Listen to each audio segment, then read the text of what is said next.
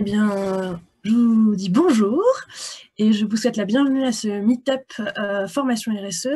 Je vais vérifier un peu l'heure, il est 11 heures. Je vais avoir une petite phase d'introduction et de présentation du meet-up. Ça laissera le temps aux derniers retardataires de s'inscrire et de rentrer dans la conférence Zoom. Je vous souhaite à tous donc la bienvenue. Je vous remercie d'être présents aujourd'hui, de prendre ce temps pendant lequel nous allons pouvoir échanger. Enfin, c'est surtout moi qui vais parler puisque on a coupé les micros et les caméras de tout le monde. L'idée, c'est d'avoir la meilleure bande passante possible.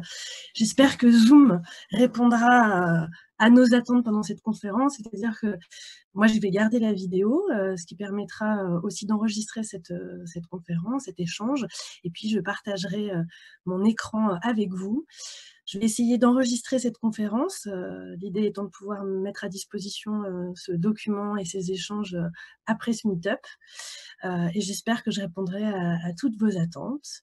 Voilà, les gens commencent à se connecter. Vous pourrez évidemment réagir avec dans la partie chat. J'essaierai de lire vos commentaires en temps réel. Et sinon, de toute façon, j'ai prévu un temps d'échange à la fin de ce meet-up pour échanger avec vous. On le fera évidemment par chat. Si certains, à la fin, veulent se connecter avec leur vidéo, c'est également possible. Il est donc 11 heures. On a prévu 1h30. Moi, j'ai prévu à peu près 1 heure d'intervention. Vous allez le voir, c'est une intervention que j'ai prévue un peu à mi-chemin entre la formation, la conférence et l'échange. Et puis, il y aura un temps de réponse à la fin de ce meet-up. Voilà, je crois que j'ai tout dit pour commencer. Alors, j'avais envie de...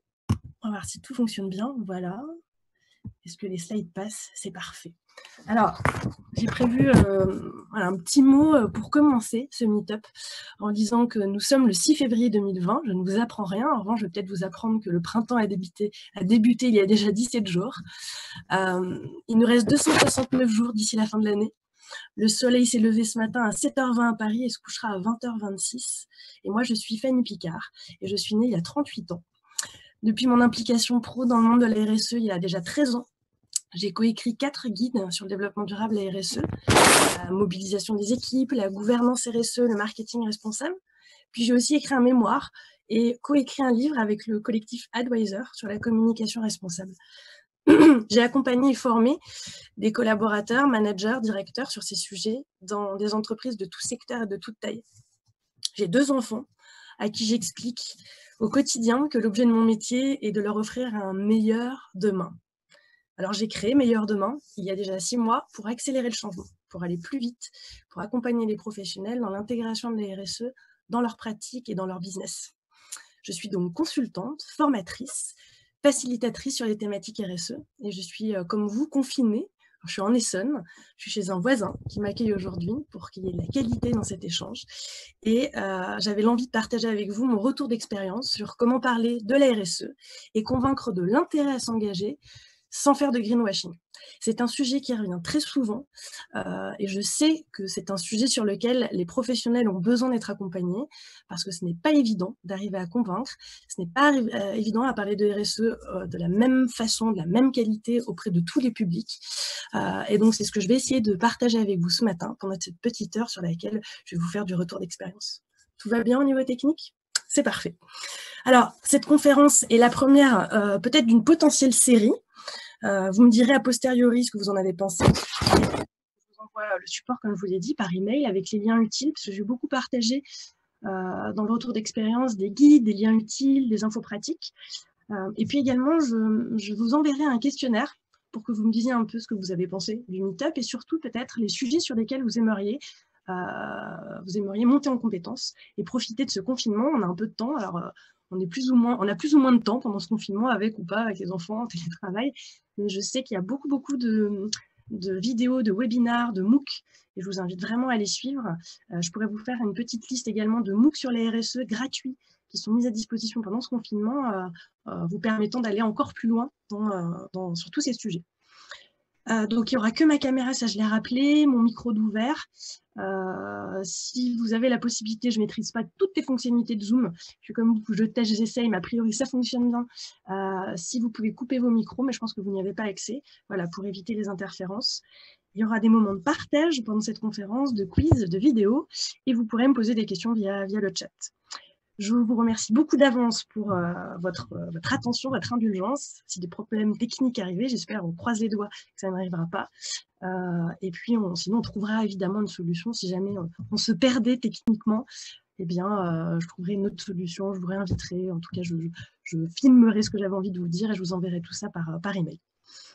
Alors, nous vivons tous à travers le monde une période particulière liée à cette pandémie.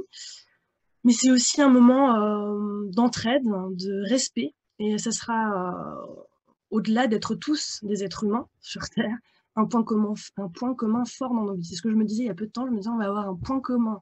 C'est terrible d'avoir ce point commun, mais un point commun pour chaque habitant de la planète, ou presque, d'avoir vécu ce moment dans sa vie autour de ce confinement, de ce moment de doute, de questionnement qu'on peut avoir par rapport à tout un tas de sujets. Mais c'est aussi un beau moment. On voit les efforts de l'entraide, de l'intervention, de l'engagement de la part de citoyens, d'associations, d'entreprises, évidemment de l'État. Et donc, je ne pouvais pas laisser le sujet du coronavirus de côté. Vous allez voir finalement très en connexion avec la notion de responsabilité sociétale. Promis, je ne vais pas faire une conférence sur le coronavirus, mais je voulais commencer en faisant le lien entre ce sujet et les RSE. Et commencer à parler de tout ça de façon positive, histoire de nous changer un peu du contexte actuel. Alors voici quelques inspirations positives, des inspirations que j'ai trouvées ici et là. Alors j'ai autant que faire se peut mis des sources pour que vous puissiez à la fin de ce meet-up retrouver des éléments. Mais globalement, les entreprises s'engagent. Exemple avec Check My Guest qui met 450 logements franciliens à disposition des soignants. Ou encore Christian Dior Couture, qui a ouvert avec ses salariés volontaires une production de masques pour les professionnels essentiels. Ou encore, vous l'avez peut-être vu avec Decathlon, qui a mis à disposition dans un premier temps les documents techniques de fabrication de leurs masques. Ils ont mis ça à disposition d'une entreprise qui fait de l'innovation en Italie, afin de tester la possibilité d'utiliser les masques pour en faire des respirateurs. Et là, plus récemment, de façon assez discrète, ils n'ont pas énormément communiqué sur le sujet, mais ils ont arrêté la vente de leurs masques et mis à disposition l'ensemble de leur stock en France et en Italie pour le personnel hospitalier pour pouvoir l'utiliser. Mais c'est encore des bonnes nouvelles. Alors, la Chine qui interdit définitivement la consommation d'animaux sauvages, c'est une bonne nouvelle, ou d'autres engagements plus inspirants, comme la Maïf, vous les connaissez, la Maïf qui a mis à disposition l'argent qui sera gagné, on va dire, ou mis de côté grâce à la réduction d'accidents de la route. Cet argent, il va être remis à disposition aux sociétaires, en tout cas une partie. Et les sociétaires, comme moi, je suis sociétaire à la Maïf, nous avons reçu un courrier nous permettant, sur cet argent finalement qu'ils reversent aux sociétaires, de pouvoir soit le garder, soit le donner à des associations. Donc c'est vraiment un geste assez intéressant en termes de création de valeur avec leurs clients. Ou encore en bas à gauche, je pense que si je passe la souris, voilà, vous le voyez ici en bas à gauche, des bonnes nouvelles liées par exemple à la baisse d'azote, dans le dioxyde d'azote dans l'atmosphère, ou encore des articles qui sortent sur le fait que cette réduction de la pollution à l'échelle mondiale permettra peut-être de sauver plus de vies que ça en a supprimé. Toutefois, ça reste, au-delà de ces inspirations positives, évidemment un contexte compliqué. Puis on sait qu'il y a des effets rebonds. On n'a jamais été autant à être connecté, donc à utiliser des serveurs, des data centers et à émettre évidemment du carbone lié à ça. Voilà, il faudra faire le bilan de tout ça à la fin de cette période.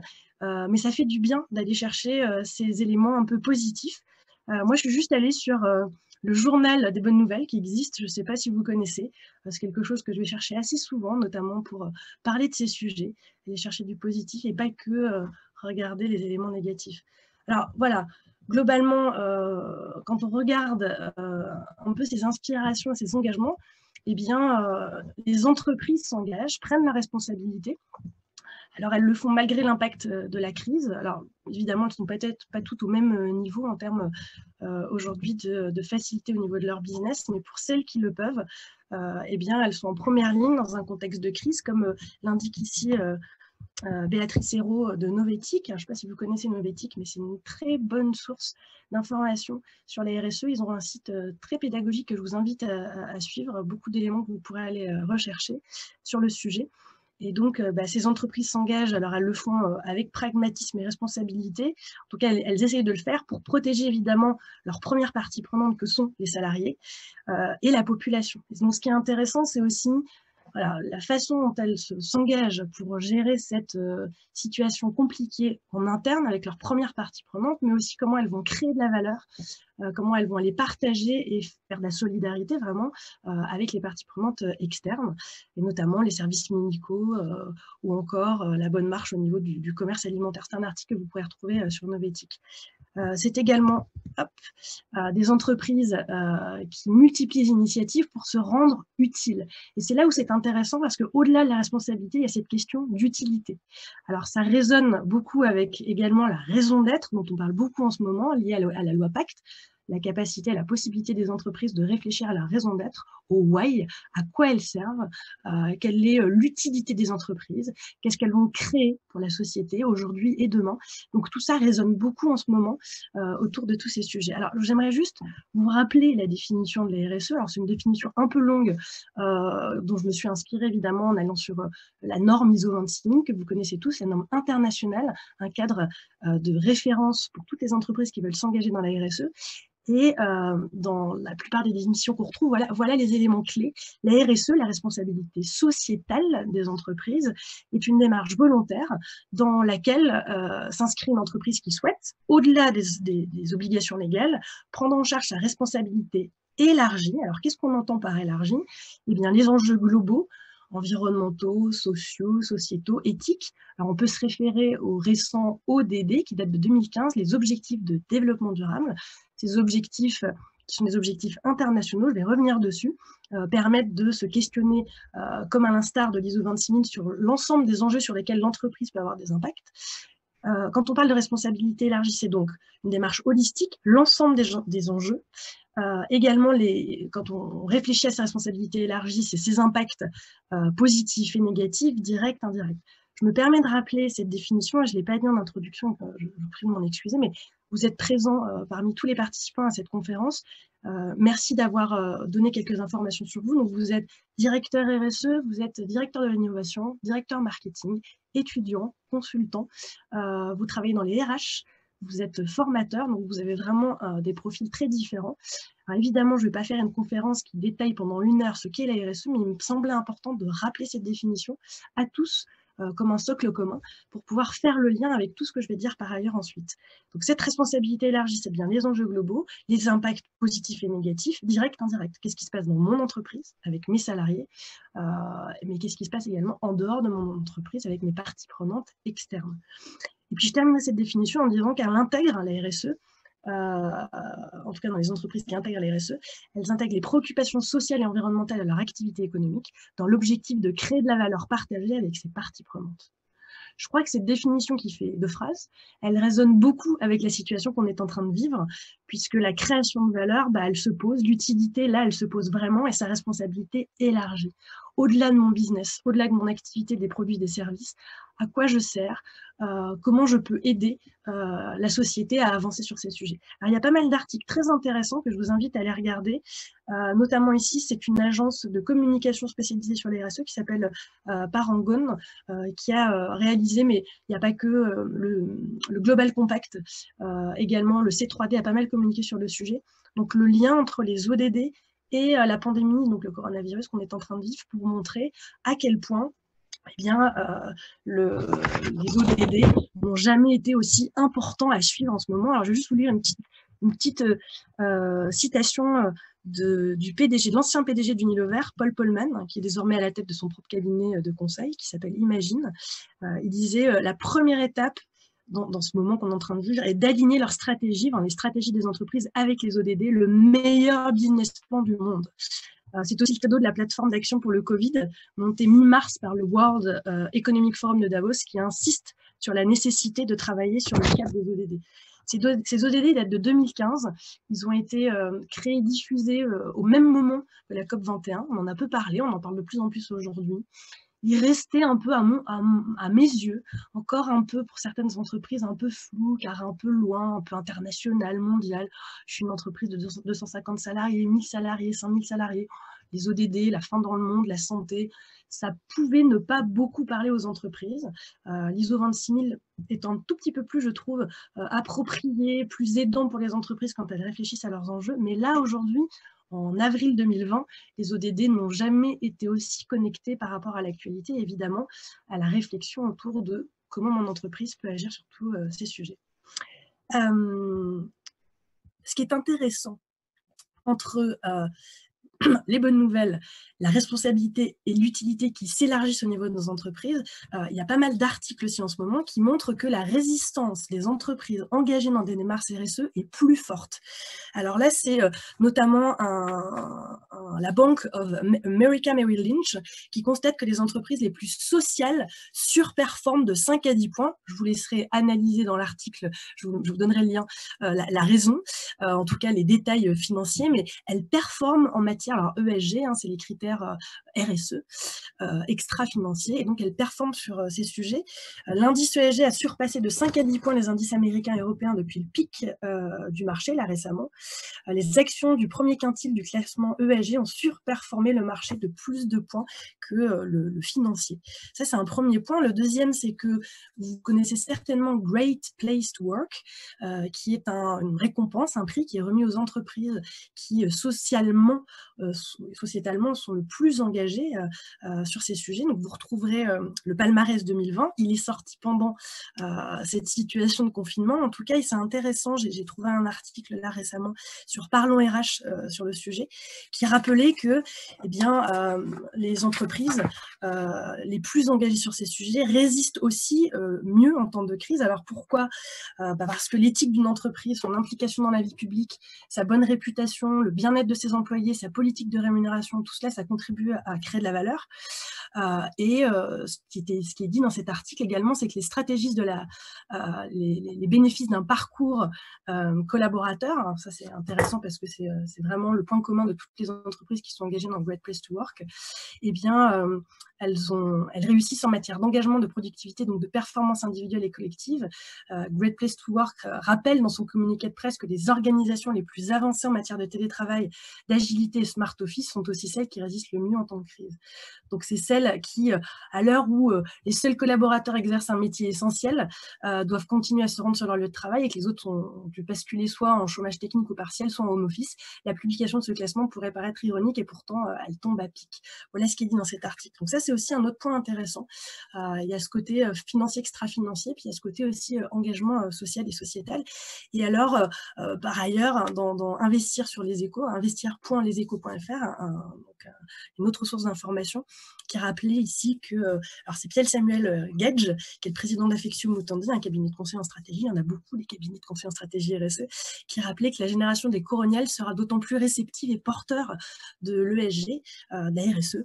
Alors, c'est intéressant parce que dans l'article, dans la façon dont il en parle, ça révèle qu'il y a une étude très récente de Kantar, qui est un observateur, un organisme qui publie des études sur le Covid, hein, qui rappelait qu'une minorité significative de consommateurs, alors minoritaire mais significative, souhaitent que les marques soutiennent les hôpitaux et aident le gouvernement.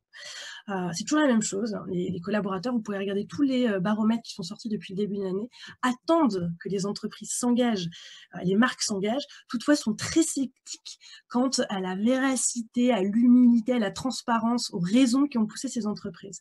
Donc oui, les entreprises doivent s'engager, doivent prendre en compte leurs responsabilités, qu'il s'agisse du coronavirus ou pas d'ailleurs, mais elles doivent le faire de façon la plus...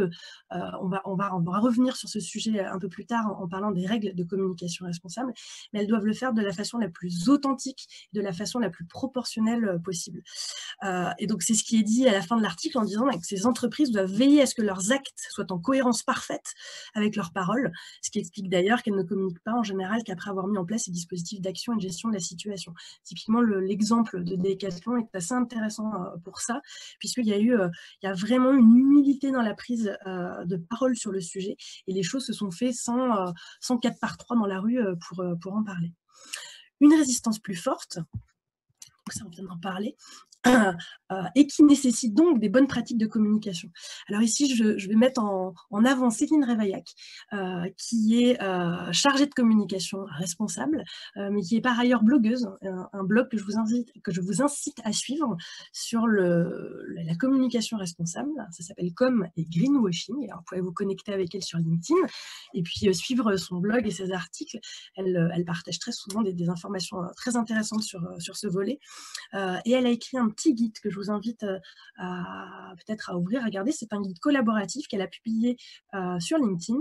Je vous mettrai à disposition évidemment le lien à la fin de ce meet-up, où elle rappelle quelques règles, bonnes pratiques en matière de communication responsable en période de coronavirus. Donc c'est un guide qui est à destination d'entreprises ou de marques, ou comment éviter le corona washing. Alors moi, je vous parlais de greenwashing. En fait, on peut mettre washing à ce qu'on veut, un social washing, corona washing, les ODD washing. Ce qu'on veut dire par là, c'est comment communiquer sans induire la cible finale soit en erreur, soit partager un message qui ne serait pas éthique, responsable, transparent. Dans ce petit guide, je ne vais pas tout vous détailler parce que vous pourrez aller le lire, vous pouvez même contribuer au petit guide si ça vous intéresse, mais elle rappelle l'importance de temporiser, hiérarchiser les sujets sur lesquels on communique en cette période, de faire des pauses parfois sur le business. C'est exactement, je vous ai mis une petite image en bas, ce que Léa Nature a fait en décidant, vous pourrez retrouver ça sur Internet, mais ils ont fait une publication, un communiqué de presse en expliquant qu'ils mettraient en pause le développement de l'activité cosmétique au profit de l'activité agroalimentaire. Donc c'est un vrai choix d'entreprise, hein, ils ont vraiment fait un choix stratégique par rapport à ce sujet. C'est aussi mettre à l'épreuve ses valeurs d'entreprise. Donc là, on revient à la notion de c'est peut-être le bon moment pour réfléchir à la raison d'être de vos entreprises, à la façon dont vous pouvez vous rendre utile, à la responsabilité de vos entreprises. Je pense qu'il n'y a pas meilleur moment, et malheureusement, quand on est en bas du mur,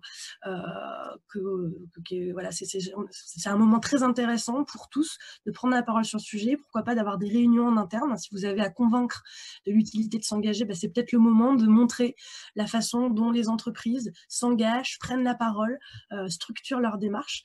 Voilà, donc je pense aussi que dans ces temps où l'activité est un peu en pause, eh bien, organisez des réunions, formez-vous à tous les sujets sur ces questions. N'hésitez pas à contacter des gens comme moi, mais je ne suis pas là pour faire ma promotion, mais n'hésitez pas si vous avez des questions, puisqu'on peut répondre à vos questions sur comment embarquer mon entreprise, comment en parler en interne, comment convaincre. Lisez des guides, des études, je vais revenir dessus. C'est vraiment un moment, je pense, très riche et précieux pour s'engager sur toutes ces questions. Voilà, je ne vais pas tout vous détailler, mais ce qui est intéressant dans ce petit guide, c'est voilà, le rappel de s'il y a un engagement autour d'actions solidaires, restez humble, voire discret. On revient vraiment à des notions de communication responsable au-delà du coronavirus. Si on devait faire le même point sur le développement durable, la RSE, eh bien, on reviendrait exactement à ces mêmes bonnes pratiques, ces pratiques de communication logique, mais on va revenir dessus, il y a des règles et des recommandations et c'est important de les rappeler. Ces règles, elles sont notamment émises par l'ARPP, l'autorité de régulation professionnelle de la publicité. Je ferai un point tout à l'heure pendant cette conférence sur le sujet, qui rappelle que quand on est à discuter de, par exemple, recommandations à appel à la générosité publique, recommandations sur le développement durable, encore recommandations sur la communication digitale, on n'a pas le droit de faire ce qu'on veut en France, ça c'est important de le rappeler. Alors ce sont des recommandations à destination des publicitaires, mais tout ce qui est dit dans ces recommandations est vrai pour de la communication interne, pour de la communication sur les réseaux sociaux, et surtout au-delà de respecter ces recommandations, c'est une vraie source d'information et d'enrichissement pour vous en termes de bonnes pratiques. Mais je vais revenir sur le sujet. Alors, eh bien, tout cela pour vous dire quoi? Pour vous dire que ce que j'ai fait en 4 slides sur cette première partie de conférence, eh bien, c'est tenter de vous parler de RSE, de faire le lien évidemment avec l'actualité, en essayant de vous montrer l'intérêt pour une entreprise de s'engager sur ces sujets, sans faire de greenwashing. Voilà, je me suis dit, je vais leur faire un petit exercice, je vais même m'auto-appliquer un petit exercice de comment je pourrais parler de tous ces sujets en donnant envie, en montrant l'intérêt, sans faire de greenwashing, évidemment, en faisant de la communication responsable. Alors, comment je m'y suis prise? Eh bien, je me suis dit, je vais réduire le sujet, parce qu'on n'a pas beaucoup de temps, donc je vais cibler en 4 slides. Vous êtes un public assez différent, donc il me semblait important de repartager un socle commun et de donner des exemples et de vous inspirer. Alors, je vais vous détailler ça là avec ces 4 slides. La première, eh bien, je vous ai partagé, alors vous pouvez prendre évidemment ce que je vous dis comme des enseignements ou des inspirations, des bonnes pratiques à mettre en œuvre dans vos propres communications. Mais dans un premier temps, j'ai tenté de vous surprendre, de vous inspirer avec de l'actualité. Donc ça, c'est super important quand vous parlez de communication, pardon, de RSE, de responsabilité sociétale, qu'il s'agisse d'une réunion que vous avez à animer avec un comité de direction, avec des managers, avec des équipes, qu'il s'agisse d'un petit papier que vous devez faire sur le sujet, peu importe le type de communication, qu'elle soit écrite ou verbale, c'est important de se connecter à l'actualité. Donc c'est ce que j'ai tenté de faire évidemment avec l'actualité qui s'impose à nous. Inspirer et positiver. C'est important quand on parle de tous ces sujets, de faire appel à différentes émotions, à différents sens. Évidemment, il y a les émotions et parler au cœur. Donc, quand on va chercher des choses inspirantes, on va essayer de créer de l'émotion positive, d'ouvrir les chakras, de donner envie aux personnes, voilà, de les réveiller, de les intriguer, de les éveiller sur ces sujets. Donc, c'est ce que j'ai tenté de faire avec des exemples inspirants, positifs. Ça, je reviendrai dessus. Positiver. J'aurais pu faire le même exercice en vous disant, voilà la crise à laquelle on doit faire face. Alors, quand on positive, c'est pas pour évidemment atténuer l'ensemble des impacts négatifs. Moi, quand je forme des équipes à la RSE ou quand j'interviens dans des instances, peu importe petites ou grandes, l'idée c'est de parler du positif sans mettre de côté évidemment les impacts réels sur lesquels on doit agir. C'est pour ça que je vous ai rappelé en introduction que oui, il y avait des bonnes pratiques, mais que par ailleurs, on savait que ça pouvait avoir des effets rebonds. L'autre point, la deuxième slide, quand je vous ai parlé de RSE, de la définition de la RSE, eh bien, mon objectif a été de vous sensibiliser et de partager une définition et des principes pour avoir un socle commun sur la RSE. Alors, on ne sait pas forcément quand on a une assemblée devant soi, on n'a pas idée forcément du niveau de connaissance et du niveau de maturité de l'ensemble de ces interlocuteurs sur la RSE. Donc, c'est important de partager des socles communs. Vous n'êtes pas là pour faire des conférences, j'imagine, sur le sujet, mais juste redonner une définition pour dire voilà ce qu'est la RSE, ce qu'on entend par RSE, voilà la définition. Rappelez-vous que la plupart des baromètres faits sur le sujet vous indiquent que les salariés, notamment, sont de plus en plus connaissants, en tout cas ont entendu parler de RSE, mais quand on leur demande leur vision, elle est encore très écologique, très environnementale. Et ça, c'est vraiment un biais sur lequel il faut travailler. C'est essayer de montrer, évidemment, de montrer que l'environnement et l'écologie est très important dans la RSE, mais qu'il n'y a pas que ces sujets. D'où le fait de partager des parties prenantes. Sourcez vos infos, faites des liens avec des articles. Oui. Là, c'est très important de factualiser ce que vous êtes en train de raconter. Donc, vous allez devoir sensibiliser, mais commencer à convaincre. La conviction, c'est également partager des éléments clés factuels pour sortir du débat, je reviendrai dessus aussi, du débat d'opinion sur c'est bien, c'est pas bien, la RSE, c'est important, c'est un phénomène de mode. Partager des faits. Les faits, ça permet derrière d'avoir une discussion, voire une argumentation, et d'avoir un échange le plus construit possible. Dans ma troisième slide, là, j'ai tenté de faire une démonstration de l'intérêt d'une entreprise à s'engager. Alors là, il y a de plus en plus, et ça va être aidant pour vous, il y a 10 ans, vous auriez eu bien du mal à tenter de convaincre avec des chiffres, parce qu'il y avait encore quand même peu d'études et peu de retours d'expérience des entreprises engagées sur ce sujet. Aujourd'hui, de plus en plus, dans tous les secteurs, alors il y a d'autres acteurs comme BPI ou le MEDEF, ou d'autres associations type l'ORS, le Comité 21, Global Compact, mais également Bicorp, le label Bicorp, toutes ces associations, ces think tanks qui publient des études, des baromètres, des guides pour faire des retours d'expérience des entreprises engagées. Là, quand je vous ai parlé dans cette troisième slide du lien avec le côté financier, mais également le côté social, engagement interne, eh bien, là, mon objectif était avant tout de convaincre ici par des chiffres, et donc faire un focus sur l'économie. Mais ce qui sera assez important, c'est de vous dire qu'il faudra adapter ces exemples de réussite vite en fonction de votre cible. J'interviens devant un comité de direction, il est fondamental de faire un point sur les retours et le ROI, les retours évidemment économiques, mais pas que. Donc c'est là où ça serait intéressant de parler des retours d'image, de notoriété et que sais-je. Je ne vais pas tout vous dévoiler parce qu'il y aura un petit exercice sur le sujet. Voilà, et donc adapter ces retours d'expérience, ces bénéfices en fonction de votre cible. Si vous êtes en face d'un communicant ou d'un marketeur, il est possible que le ROI lui parle, mais si vous lui parlez d'image de marque, d'image employeur, notamment par exemple la DRH, là ça va leur parler. Donc il va falloir connecter le cœur au cerveau, éveiller tous les sens. Là, ça c'est super important. Et là, dans la dernière slide, eh bien, là j'ai plutôt tenté de vous monter en compétences avec le volet sur la communication responsable, vous montrer aussi, vous rassurer, vous dire qu'il existe des guides, des outils, que vous allez pouvoir vous former, que vous n'êtes pas tout seul, qu'il y a des personnes comme vous qui tentent de savoir comment communiquer sur tous ces sujets sans faire de greenwashing. Donc vous voyez, je suis passée par différentes étapes avec des objectifs très différents, en essayant de le faire dans un espace court, avec des slides imagés, illustrés. Bon, vous n'avez pas toujours de slides pour parler de ces sujets, mais si c'est le cas, n'hésitez pas à aller vers ça. Voilà, j'espère que ça aura permis de faire une introduction assez illustrée de ce que j'avais envie de vous dire. Alors, revenons à la thématique de notre meet-up. Eh bien, approfondir cette thématique qui est comment parler de RSE et convaincre de l'intérêt de s'engager sans faire de greenwashing. Alors, on va se déconnecter un tout petit peu du coronavirus, parce que ça, c'était mon premier exercice, qui consistait à raconter à un client ou un chef d'entreprise qui serait... de parler donc à un client de l'intérêt de s'engager dans son entreprise dans une démarche de RSE étant donné la situation actuelle. Mais là, plus globalement, je vais revenir sur ce sujet, notre thématique de Meetup, en essayant je me suis dit qu'il y avait quand même, alors je me suis fait un mind mapping pour savoir comment vous parler de tous ces sujets.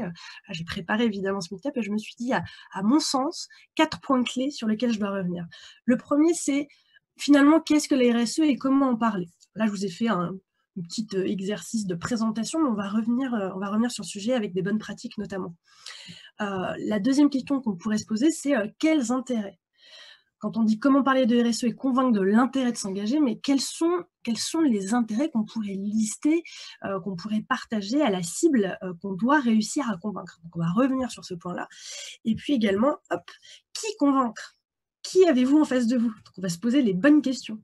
Comment adapter mon discours, ma prise de parole sur le sujet en fonction de ma cible? Et je vais vous donner quelques clés pour vous poser les bonnes questions. Et enfin, comment communiquer de façon responsable? Je pourrais vous en parler pendant très longtemps, puisque j'anime des formations sur le sujet pendant 2 jours. Je reviendrai également sur ce volet en fin de parcours pour vous rappeler des dates. Mais comment communiquer de façon responsable? Je vous ai donné quelques éléments ici avec le fait qu'il existe des recommandations. On va revenir dessus. Voilà, donc il nous reste, je regarde un petit peu l'heure, voilà, il est 11h35 et dans les 20-25 prochaines minutes, je vais m'atteler à répondre à ces 4 questions. Alors, pour commencer, j'avais envie de partager, de changer un peu d'approche pédagogique. J'espère que vous êtes tous en haleine, que je vous tiens tous en haleine. Je vais vous montrer ici une petite vidéo qui a été faite par BPI qui s'appelle 2 minutes pour comprendre la RSE. Alors, c'est vraiment destiné PME, ETI, c'est une vidéo à leur destination.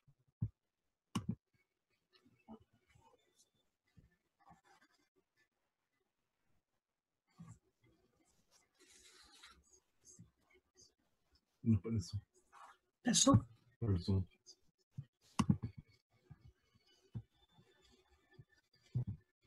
Pas du tout le son? Pas du tout le son.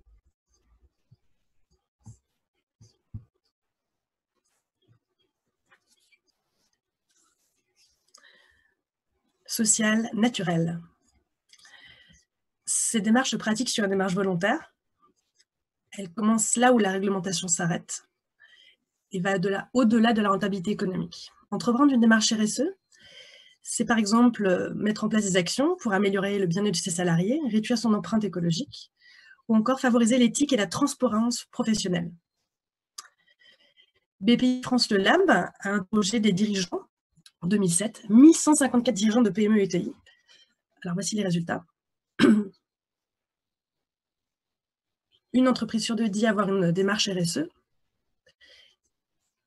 Et ils font tous 25% dans une structuration de plan d'action. Les démarches RSE ont été initiées dans les 5 dernières années, une vraie montée en puissance du discours, du sujet. les deux axes les plus investis, la gouvernance et les relations de conditions de travail. En revanche, les ETE et les PMI sont moins présentes sur l'axe environnemental, et donc c'est un vrai enjeu de progrès pour eux. 74% collectent, trient et valorisent leurs déchets, mais seulement 44% limitent leur consommation d'eau et d'énergie. 23% cherchent à réduire leur empreinte carbone. Alors, quels sont les bénéfices de la RSE? Les 10 dirigeants qui témoignent sont unanimes. La RSE est un facteur d'engagement des salariés. Elle permet de fédérer des hommes et créer de la confiance et donner du sens. Et pour en savoir plus, vous pouvez aller chercher évidemment l'étude. Alors j'espère que vous aurez entendu mes commentaires, puisque vous n'aviez pas les commentaires de la vidéo, et vous pourrez la retrouver. Cette vidéo, elle dure peu de temps.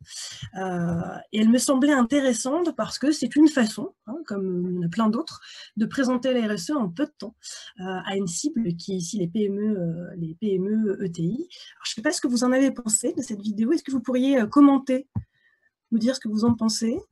Vous avez accès au chat normalement, si vous êtes là.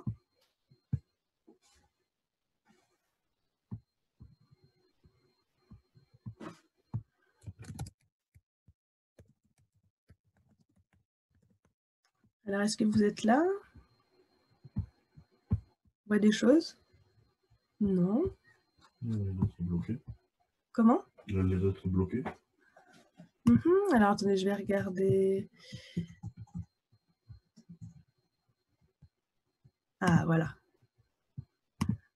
Conversation. Ah, voilà, merci. 50% des PMI ont une démarche RSE, adaptée de population non avertie, bonne vidéo BPI synthétique, merci à tous. Un peu général, j'apprécierais plus de chiffres. Merci pour vos retours. Bonne vidéo, par contre, ça aurait été bien de lier un peu plus les ODD, comment les PME peuvent y contribuer. Je suis tout à fait d'accord. Alors, je vous rappelle 2 minutes. Évidemment, 2 minutes, on ne peut pas tout dire, mais c'est intéressant vos retours. Ça veut dire que, et c'est un... Alors, quoi d'autre? Bonjour, quels sont les autres leviers d'action RSE à part l'engagement et l'environnement? Oui, effectivement. Ils ont fait le choix de communiquer là-dessus. Je pense que c'est en lien avec leur étude, l'étude qui a été réalisée. Mais ce que dans vos retours, c'est voilà, synthétique, un peu général, donc plus de chiffres, faire plus de liens avec les ODD. Il y a aussi celle de Novetic, oui, tout à fait. J'en ai choisi une, il y en a beaucoup d'autres qui est un peu plus détaillée. Ouais. Moi, j'ai pris une vidéo qui ne dure pas longtemps parce que je ne voulais pas que ça prenne trop de temps dans le meet-up. C'est pour ça que j'ai pris celle de 2 minutes. Mais je vous enverrai des liens parce que des vidéos, j'en ai trouvé beaucoup, notamment pour préparer ce meet-up. Les 23% qui veulent avoir un impact carbone, moins important. Ouais, intéressant, tout à fait. Merci pour vos retours. Alors, moi, je vais faire en un slide un petit retour sur pourquoi les entreprises s'engagent, pour revenir à comment parler de RSE.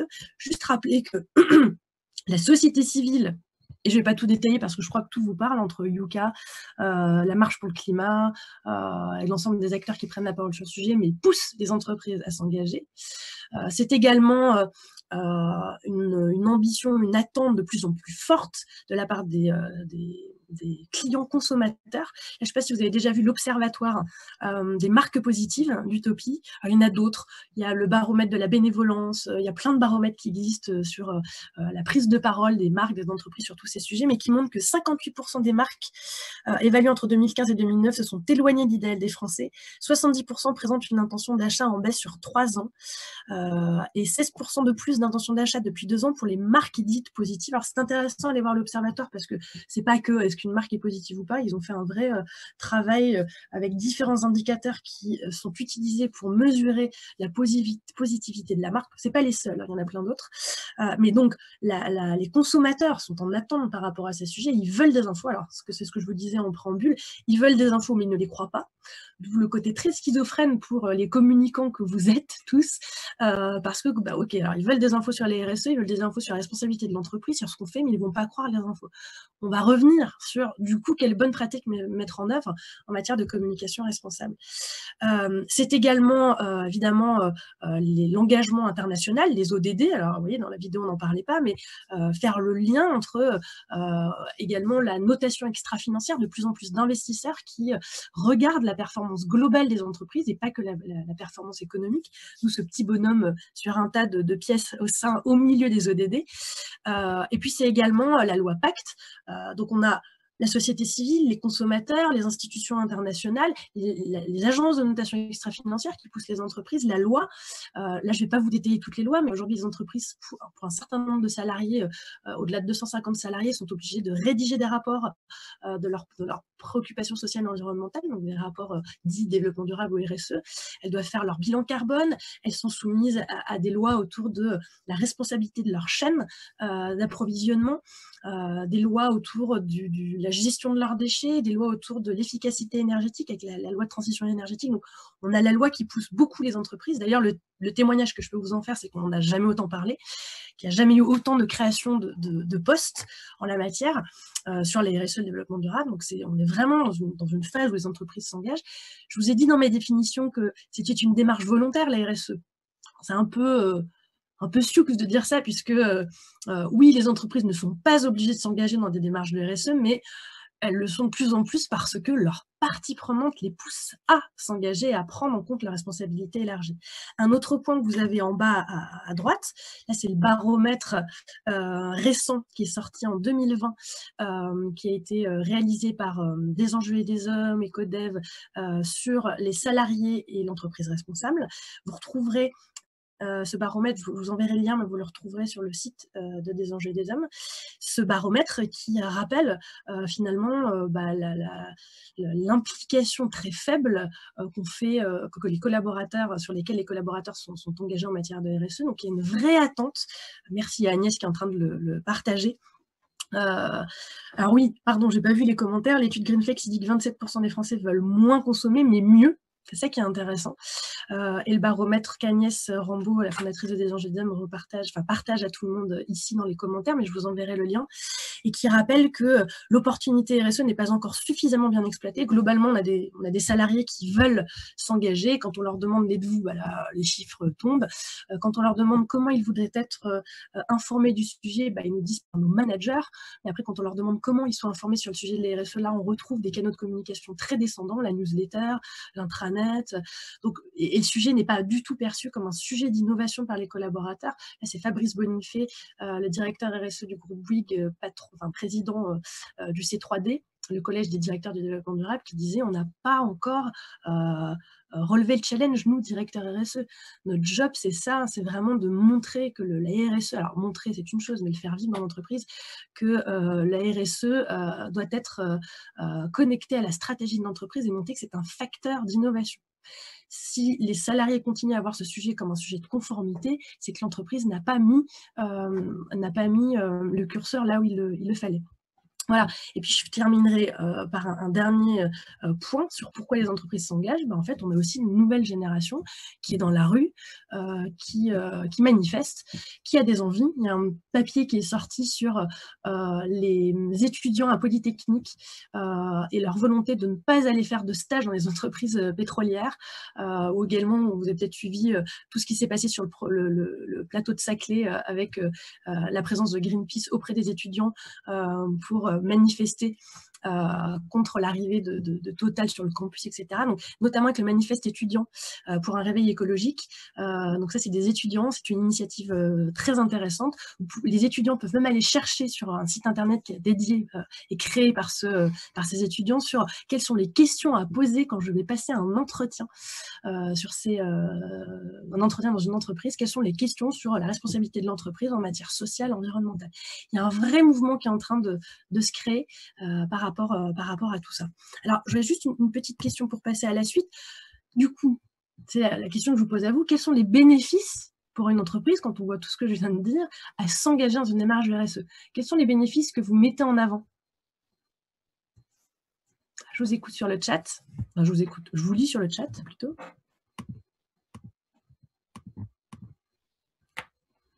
Engagement des collaborateurs. Faire du bien aux autres, à la planète.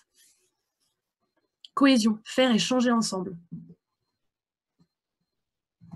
Surtout en ce moment, on en a besoin. Fidélisation des collaborateurs. Et ouais, le collaborateur, c'est la partie prenante numéro 1 des entreprises, il ne faut pas l'oublier. Du sens pour un projet commun. Améliorer l'image de marque. La santé et l'engagement des salariés. Contribuer.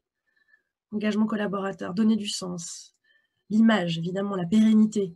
L'éco-socio-innovation. L'intelligence collective. Tout à fait. Alors, il faut l'incarner, c'est-à-dire qu'il faut mettre en œuvre des plans d'action, il faut se doter évidemment de budget pour ça, contribuer à son environnement, aligner les collaborateurs avec des valeurs communes, un avantage compétitif, imaginer une nouvelle manière d'utiliser des ressources limitées. Tout ce que vous dites est passionnant et j'adhère. Transparence pour les clients, être acteur du changement. Tout à fait. Attirer de nouveaux talents. Et bonjour à tous au passage. Pensez le futur. Il y a d'ailleurs un centre qui s'est créé à Aix-en-Provence, je ne sais pas si vous avez vu ça, qui réfléchit au futur et aux questions de la RSE. Le nom m'échappe, mais il me reviendra peut-être. Merci à tous pour vos retours. Alors, j'ai repris une source. Alors, je ne vous ai pas dit en préambule, mais je continue à travailler énormément avec des enjeux des hommes pour qui je suis formatrice, avec qui je travaille sur des projets de conseil. J'y ai passé 12 ans de ma vie là, précédente.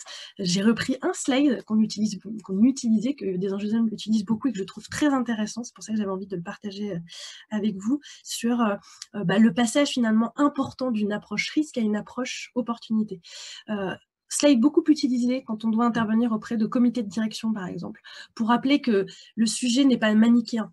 C'est pas blanc, c'est pas noir. On le fait juste pour limiter les risques. Très souvent, d'ailleurs, en dehors de ma vie professionnelle ou même ma vie personnelle, on me demande mais finalement, tu fais quoi? Enfin, vous servez à quoi? Vous n'êtes pas les muses des entreprises en matière de RSE? Vous les aidez pas juste à travailler sur leur image de marque? Et c'est là où c'est intéressant de dire, mais les raisons pour lesquelles les entreprises s'engagent sont multiples. Elles le font évidemment pour limiter les risques. C'est ce qu'on appelle de la mise en conformité. Mais les études le prouvent d'ailleurs financièrement, économiquement. Si les entreprises ne s'attardent et ne s'arrêtent qu'à une démarche de conformité, le ROI est très faible. Ça leur coûte beaucoup plus d'argent que ça ne leur coûterait si elles n'étaient pas engagées.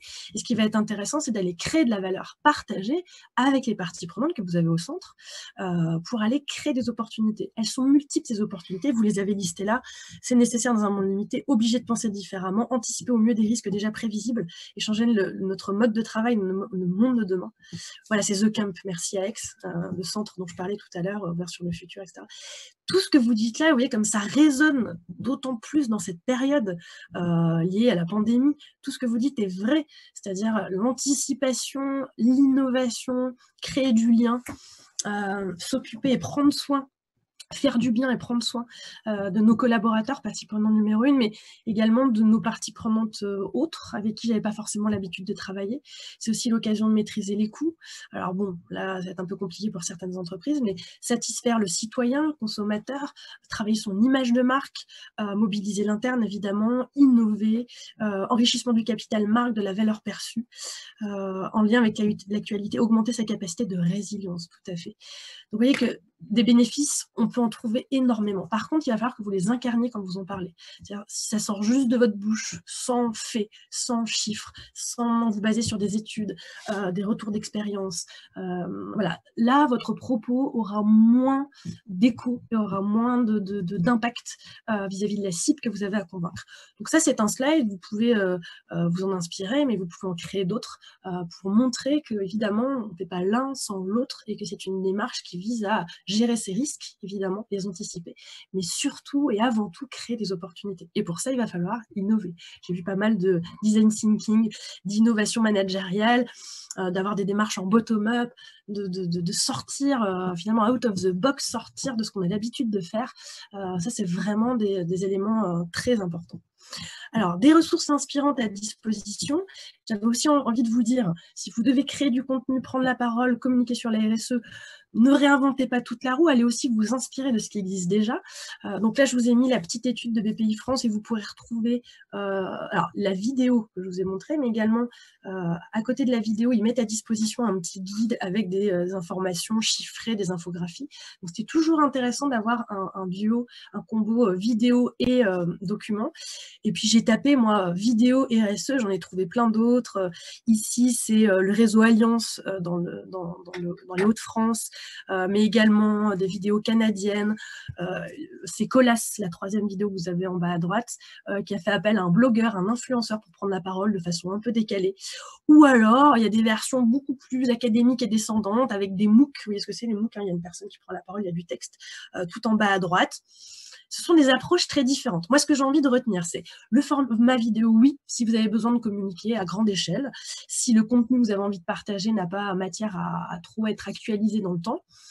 Les infographies plus, hein, les infographies qui permettent de rendre le sujet pédagogique. Donc, n'en abusez pas, n'en mettez pas partout, mais ça peut vraiment servir votre propos. Les études et des chiffres, hein, je ne reviendrai jamais assez sur le sujet. Vous devez vous armer si vous devez convaincre, vous devez vous armer, vous devez vraiment mettre toutes les chances de votre côté, donc préparez vos interventions. Je reviendrai dessus sur la préparation de la réponse aux objections, mais anticiper les objections qu'on pourrait émettre, qu'on pourrait vous partager, que vous pourriez entendre. Et ces objections, en fait, elles pourraient venir bloquer votre propos. Donc, imaginez, anticipez les objections qu'on pourrait vous faire et préparez vos éléments de réponse. Posez-vous la question de quels sont les sujets que vous ne maîtrisez pas. Quelles sont les questions pièges qu'on pourrait vous poser. Alors, vous avez le droit de pas savoir répondre à tout, hein. Le sujet est tellement mouvant. Moi-même, j'ai pas vraiment l'impression d'avoir coupé court avec mes études. On est toujours, nous, consultants, on est toujours en phase de s'inspirer, d'apprendre, de faire de la veille, et on ne peut pas maîtriser tous les sujets, donc vous avez le droit de ne pas savoir répondre à tout. Mais en revanche, ce que vous n'avez pas le droit de faire, c'est ne pas préparer vos interventions. Ça, vous n'avez pas le droit de le faire. Donc, voilà. Et si vous devez partir sur des vidéos, moi, mon conseil, c'est élever un peu le niveau. C'est un retour que vous avez fait dans le chat, quand je vous ai demandé comment avez-vous perçu la vidéo de BPI France. Moi, la plupart des vidéos, des e-learning, puisque dans ma vie de consultante, j'ai beaucoup réalisé de e-learning avec mes clients ou avec des partenaires en e-learning, et bien souvent, le niveau, il est un peu bas. C'est-à-dire, on s'adresse, oui, alors on s'adresse au plus grand nombre, mais du coup, on retrouve des vidéos, vous verrez quand vous irez les regarder, sont un peu bébés, pas hyper innovants. Alors, innovantes dans la forme et sur le fond, c'est pas complètement fou. Donc, vous avez le droit de vous adresser aussi, quand vous allez partager un socle commun et une définition pour tous, vous avez le droit d'élever un petit peu le niveau. Alors, c'est ce qui peut être fait, par exemple, là, je suis en train de travailler pour un projet pour une banque. On va former l'ensemble des commerciaux, mais plus globalement l'ensemble des collaborateurs, et on imagine un format MOOC avec différentes vidéos qui seront mises à disposition des collaborateurs. Et en fait, on va essayer de driver la cible en fonction de son profil sur les vidéos qu'il doit absolument avoir vues. Donc, tout collaborateur, ce sera peut-être 4 vidéos sur les 10. Les commerciaux, ils devront absolument avoir vu la vidéo sur les offres. Les RH, voilà. Qu'en fait, on va réussir, ça c'est vraiment de la formation, on va dire, sur mesure en fonction des cibles, parce que toutes les cibles que vous aurez en face de vous n'auront pas besoin d'avoir le même niveau d'information. Et ça, c'est important d'avoir la possibilité d'adapter vos sujets. De la même manière, les rapports RSE, les rapports de responsabilité sociétale, qui sont un boulot de dingue. Bravo pour tous ceux qui travaillent sur le sujet. Donc, c'est souvent les directions développement durable, quand elles existent, ou les équipes communication marketing, quand on est dans des entreprises plus petites qui travaillent sur ces sujets. C'est un tel boulot de collecter autant d'informations toute l'année, de faire appel à autant de parties prenantes pour finalement avoir un outil qui est sur votre site internet et que peu de gens liront. Alors nous, les consultants, pendant l'été, puisqu'on a que ça à faire, mais ça peut être les agences de notation extra-financière, quand vous êtes évidemment évalué par ces agences, mais qui d'autres, hein. Donc pensez que ce travail, typiquement, adapter des supports pour que ça soit accessible et vraiment identifié à chacune des cibles. Donc typiquement, un rapport, il peut être après... il peut être réalisé en différents types de supports. Donc, vous allez avoir un gros rapport, puis vous allez avoir un petit support pour les managers, un support pour les collaborateurs, une plaquette pour les clients. Voilà, quand vous êtes sur autant de masse d'informations si riches, utilisez-la pour les mettre à disposition de vos interlocuteurs. Donc, je dirais adaptez vos formats, qu'ils soient vidéo, qu'ils soient écrits, ou même en PowerPoint, adaptez le contenu. Ça, c'est super important. Et j'irai sur du timing court. Les e-learning qui durent 1h30, ça n'existe plus. Les vidéos qui durent 20 minutes, personne ne va les regarder. Donc voilà, on est plutôt sur des formats courts, ce qui ne veut pas dire qu'on doit réduire le niveau, hein, mais on est voilà, la conférence aujourd'hui, ce qui prime, c'est plutôt des formats TEDx, courts, et quand on est sur du e-learning, on va être plutôt sur des rapid learning. quelques guides pour vous aider, je vous ai dit tout à l'heure, alimenter votre prise de parole sur la RSE par des chiffres. Il y a quelques guides très récents, le baromètre national de perception de la RSE qui a été édité en 2019 par le MEDEF, l'observatoire dont je vous ai parlé, l'observatoire Les salariés de l'entreprise responsable qui date de janvier 2020, qui était fait en 2019 mais qui a été publié, dans lequel vous retrouverez une mine d'informations sur les attentes des collaborateurs, la nécessaire implication des managers sur le sujet. Une étude très riche également qui a été réalisée, à laquelle j'ai participé avec les enjeux des hommes et l'ORS sur le panorama des acteurs de la transformation, où on fait un point sur quelle est l'organisation, la gouvernance mise en place dans les entreprises engagées. Alors, petite taille, moyenne taille, grande taille, on a vraiment fait un spectre très large. Et on vous rappelle voilà, comment sont organisées les directions RSE quand elles existent, à qui elles sont rattachées, quels sont les rôles qu'on leur donne, les réseaux de correspondants, est-ce qu'ils existent, quand ils existent, comment ils sont mobilisés, formés, montés en compétences. Donc c'est vraiment une étude très très riche que je vous invite à regarder. Et puis si vous avez besoin d'en savoir plus sur la raison d'être, travailler sur le why, eh bien il y a une étude assez récente, un guide qui est sorti, la loi Pacte et la raison d'être. Et si on passait à la pratique de l'ORS et du C3D. Des informations sur le sujet, vous n'en manquerez pas. Moi je vous ai mis ici les essentiels. Je fais un petit focus sur l'horaire. Voilà, je vais encore prendre 10 minutes pour terminer ma conférence. Je suis bavarde, vous en serez aperçu. Et on gardera de toute façon un temps pour la fin de notre meet-up. Alors, là, je vous ai parlé de la RSE, qu'est-ce que la RSE et comment en parler. Mais la deuxième question, c'est les intérêts. Donc, comment parler de la RSE? Quels intérêts? Donc, je suis revenue sur les intérêts, les bénéfices. Mon troisième point, donc c'est mon avant-dernier point, c'est qui convaincre? Qui avez-vous en face de vous? Est-ce que c'est le codir que vous devez convaincre? Est-ce que ce sont les managers? Est-ce que ce sont des équipes globales? Est-ce que c'est un collègue en particulier, une personne que vous devez absolument convaincre, qui fait barrage, qui vous bloque dans votre approche? Ça peut être un acheteur, j'ai rien contre les acheteurs, un marketeur, peu importe. Est-ce que c'est un client, un prospect? Donc est-ce que c'est de la com plus externe? Est-ce que c'est un fournisseur, un partenaire? Bref, le profil de la personne que vous en va vous en dire long sur les enjeux. Quels sont les enjeux? Quel est l'objectif que vous cherchez à atteindre en convaincant cette personne? Et ça, c'est super important, c'est très important de pouvoir adapter son discours en fonction de sa cible. Je reviendrai dessus.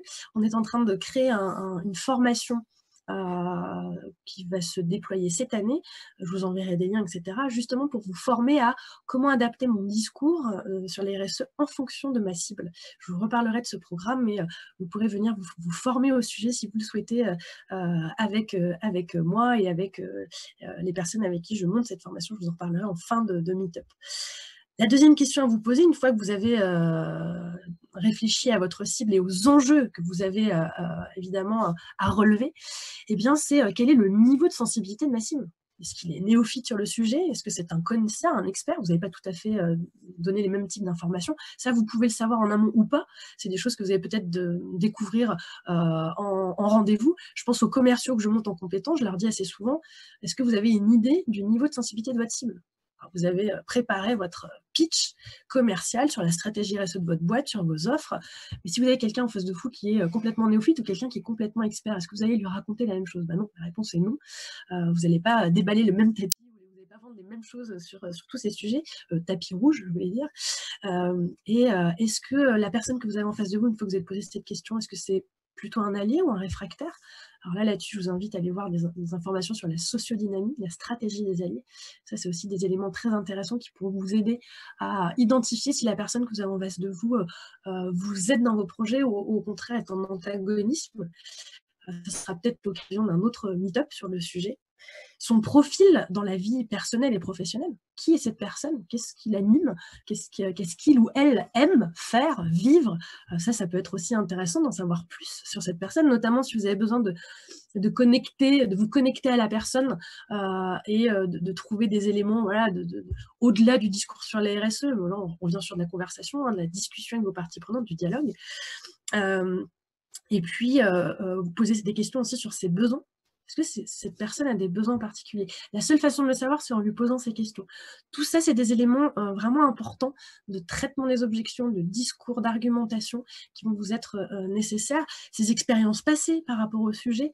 Est-ce qu'il a déjà vécu des choses très difficiles autour de la RSE? Je sais pas, on l'a formé, il n'a rien compris. On lui a demandé de mettre en place des actions dans son, je sais pas quoi, son projet d'innovation de produits. Et puis, il s'est cassé la figure parce qu'en fait, il n'était pas formé sur le sujet. Et il en a une amertume assez forte. Et donc, il n'a pas forcément envie que vous reveniez lui parler de RSE derrière. Voilà. Il peut y avoir des tas de raisons à ce qu'une personne ait envie ou ait pas envie de s'engager sur ces sujets. Ses aspirations, est-ce qu'il a des aspirations de briller dans l'entreprise, des aspirations de déléguer, de communiquer, de partager? Tout ça va vous en dire long sur les bénéfices sur lesquels vous allez devoir communiquer auprès de cette personne. Puisque pour convaincre et pour engager, il va falloir parler bénéfices. Quel bénéfice a la personne à retirer de ces sujets? C'est là que vous allez appuyer sur les éléments que vous avez listés avant. Est-ce que, en termes de bénéfices, j'appuie sur le côté mobilisation interne, image de marque? Vous allez appuyer là où ça déclenche des émotions chez la personne. Les émotions et de l'intérêt, au-delà de l'émotion. Et puis enfin, le dernier point, c'est la question de quand vous aurez à prendre la parole sur ce sujet, dans quel lieu, dans quelles conditions, est-ce que vous avez 5 minutes, 1 heure, 2 heures, quels sont les moyens techniques, est-ce que vous avez le droit de partager une vidéo, des slides ou rien, est-ce que vous le faites en low-tech, avec des post-it, en innovation, vous allez mettre, c'est vraiment de la low-tech, mes éléments clés sur 10 post-it et je les mets sur un mur, en méta-formation, comme ça, pour que les personnes qui soient à vos côtés ne soient pas arrivées sur votre slide, mais vous pouvez imaginer plein de choses. Évidemment, le design thinking peut vous aider aussi à parler de ces sujets de façon innovante. Le timing et la préparation, eh bien, ça va être aussi important. Donc, je vous disais, est-ce que vous avez 2 minutes, 1 heure? Et puis, la préparation, quel temps vous avez eu pour préparer tout ça? Parfois, ça se passe devant une machine à café, parfois, ça se passe dans un salon, une conférence. Et donc là, c'est bien d'avoir un petit peu préparé ces éléments de discours. Donc, qui convaincre va vous amener à réfléchir en vous posant ces bonnes questions, aux enjeux que vous avez à relever ou à atteindre, aux bénéfices que vous allez mettre en avant vis-à-vis de bénéfices à mettre en avant pour la personne, qu'est-ce qu'elle va avoir en retiré, et le format, réfléchir au format le plus adapté. Est-ce que je suis sur de la vidéo, de la prise de parole, du PowerPoint, etc. Ça, c'est super important pour savoir qui et comment convaincre. Et puis, vous faire confiance. Genre, si vous êtes à ce meet-up, si vous êtes intéressé à ce sujet, donc faites-vous confiance. Faites-vous confiance dans votre capacité à prendre la parole sur le sujet, à embarquer, à donner envie avec tout ce qu'on s'est dit avant. Préparation, factuel, chiffres, adaptation du discours, adaptation du format. Voilà. Donc faites-vous confiance, mais c'est juste pour voir si vous suivez, vous savez, c'est la partie où on présente des chats, pour voir si vous êtes tous réveillés. Non, je voulais vous présenter des yeux un peu ronds, et bien pour vous dire que ce n'est pas parce que vous êtes convaincu que vous serez au plop. Alors là, ça ne va pas du tout que vous serez, je changerai ça, S-E-R-E-Z, c'est une erreur de ma part, que vous serez convaincant ou convaincante. Parce qu'évidemment, le travers de toute personne qui doit convaincre sur le sujet de l'RSE, en général, on a des personnes qui sont plutôt investies, inspirées, qui ont envie d'embarquer et qui en oublient les règles de communication et d'argumentation, c'est-à-dire pour convaincre, il faut déjà se poser la question de quel est le niveau de connaissance de ma cible, quels sont ses besoins, quelles sont ses attentes, etc., etc. Toutes les questions que j'ai dit avant. Donc, faites attention à ça. Je vois beaucoup de, je ne sais pas si l'importance aussi de la persuasion, tout à fait. Quelqu'un qui écrit ça, Julien. Oui, alors Julien, je reviendrai sur qui est Julien. L'importance de la persuasion, ça c'est important. Également, je ne sais plus ce que je voulais dire, mais ça va me revenir. Oui, pas convaincu parce que vous êtes convaincant, de préparer vos interventions. Oui, le CC, j'ai retrouvé. Le biais, c'est vraiment d'avoir des personnes en charge de la RSE en entreprise qui peuvent être perçues comme ayatollah du sujet, tellement investi que nous, on n'arrivera jamais à atteindre son niveau d'investissement, un peu à côté du business. Donc, ayez vraiment un discours business, mesuré, adapté. Voilà, ça, c'est très important. Gardez en cartouche tout ce que vous connaissez sur le sujet. Vous n'êtes pas là pour faire des conférences, vous êtes là pour convaincre au bon moment les bonnes personnes. Donc ça va être aussi important d'avoir vraiment un discours business. Moi, je m'interdis, par exemple, assez souvent d'intervenir sur le champ personnel quand j'interviens en conférence, en formation, en animation de réunion, puisque les gens en dehors de l'entreprise font un peu ce qu'ils veulent. Alors, il y a des liens, il y a pas mal, il y a un ouvrage là qui parle de ça, du lien entre mon implication professionnelle qui dérive sur le personnel et l'inverse, et notamment Julien Dessouza qui a partagé ça sur LinkedIn, un article assez intéressant, le lien entre ces deux niveaux, mais ça, à la limite, c'est pas à vous d'interagir là-dessus. Donc vraiment, restez business avec tous les conseils que je vous ai donnés jusque-là. Alors, je lis juste les commentaires, c'est bien vrai, et ce chat est beau. Merci Caroline. Un petit cadeau, je vous ai dit, il faut faire des petits cadeaux, il faut offrir des choses. Et bien là, je vous en offre un petit cadeau, c'est le guide pour contrer les vraies fausses bonnes raisons de ne pas agir. Ça, c'est un guide qui a été réalisé par Kedge et des Anges et des Hommes, un guide qui est très humoristique dans la forme, puisque on a identifié à l'époque, un guide qui date un petit peu, mais qui est complètement d'actualité, des familles de réfractaires. Alors, il y a les aquabonistes, à quoi bon agir quand la Chine et l'Inde ne s'engageront pas, les aquabonistes, il y a les darwinistes, il y a les scientistes, il y a ceux qui pensent que la science sauvera tout, etc. Et donc, ces différentes catégories de réfractaires ont toutes une sensibilité particulière, un besoin particulier auquel elles cherchent à répondre. Et donc, dans ce guide, on vous donne vraiment des recommandations sur comment pour comprendre ces personnes, comprendre pourquoi elles émettent ces objections, comment tenter de répondre à leurs objections, et dedans on vous donne même des techniques pour gérer les objections. Alors, si vous venez vous former au programme dont je vous ai parlé un petit peu avant de formation, on vous formera à ça, mais comment gérer les objections en matière de développement durable et être encore plus convaincant et embarquant sur le sujet. Ça sera peut-être aussi l'occasion d'un autre meet-up sur le sujet. J'avance puisque j'arrive à mon dernier point. Alors, c'est pas trop mal parce que, bon, il est 12h07, mais allez, 3 minutes et je termine. Comment éviter le greenwashing? Comment communiquer de façon responsable? Eh bien, en respectant les recommandations existantes. Alors, je sais pas si tout le monde les connaît, mais l'ARPP, c'est l'organe de régulation de la publicité en France. C'est un organe qui existe depuis un certain nombre d'années, qui s'appelait le BVP avant, le Bureau de vérification de la publicité, qui s'est transformé à l'occasion du Grenelle de l'environnement et qui s'appelle aujourd'hui l'ARPP, qui émet des recommandations. Vous en avez pléthore sur leur site internet, des recommandations sectorielles et thématiques. Il en existe notamment 3 dont je parle ici, dont je vous ai parlé juste avant, sur les recommandations sur le développement durable. Il y en a une autre sur le commerce équitable, l'image de la personne humaine. Puis là, j'en ai mis 2 autres qui sont la recommandation à l'appel à la générosité publique, la recommandation sur la communication digitale. Globalement, qu'est-ce qu'il y a dans ces recos? Ce sont des PDF. Vous retrouvez les éléments sur comment communiquer de façon responsable.